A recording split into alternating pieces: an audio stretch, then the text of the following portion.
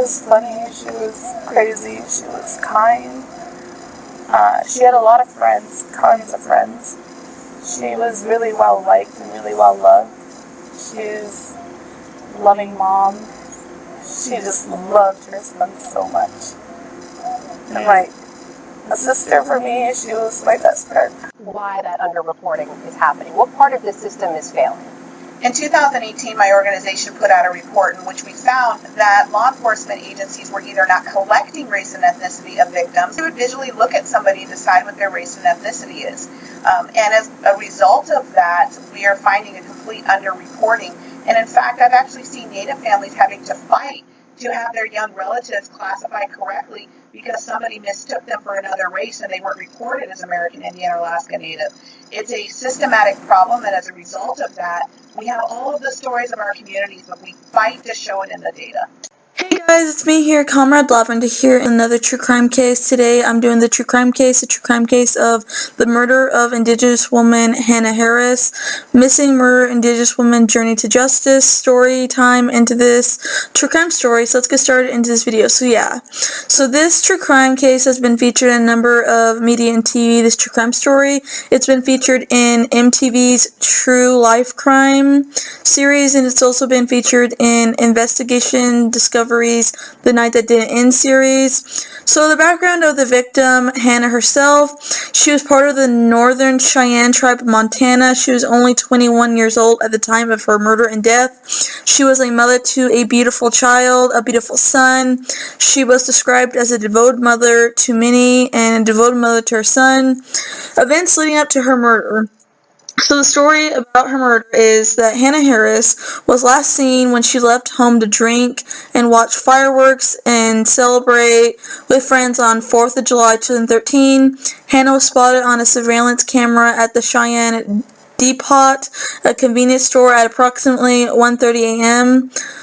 at night on July 4th with a man and a woman in the car with her. That was the last time she was seen ever alive.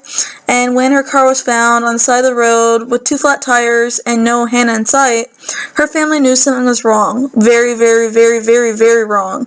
The police didn't take the disappearance seriously because they were on holiday and used all these excuses saying they're on holiday and just didn't take her disappearance seriously, and they didn't think that she was missing. Because murder, missing Indigenous woman, true crime cases, and disappearance cases get thrown under the rug and are not taken seriously whatsoever. The missing white woman syndrome proves it time and time again. When people of color go missing, the media/news and the police don't seem to care.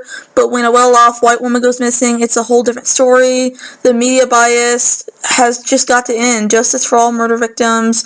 And because of this problem, and this murder, missing Indigenous crisis, her family was frustrated by the lack of progress in the investigation. Her family held a rally not just to bring awareness to her, unsolved murder, Hanna's unsolved murder, but to unsolved murders worldwide and all over the earth, all over Native Indigenous people all across the earth. Her body was later found not that far off from where her car was found.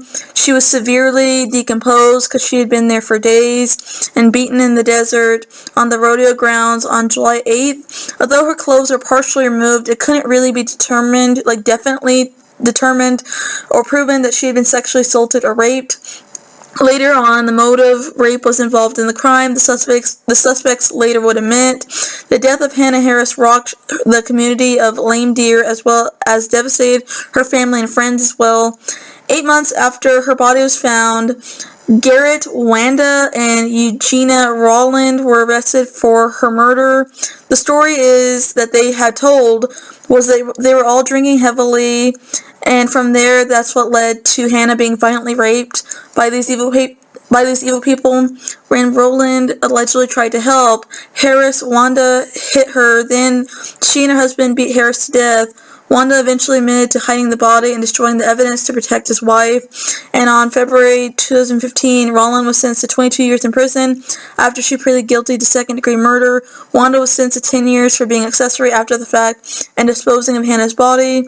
Harris' family was unhappy with the sentences, with her mother telling Rowland that she disregarded her daughter like a piece of trash or garbage. And here's a quote from the victim's mother herself.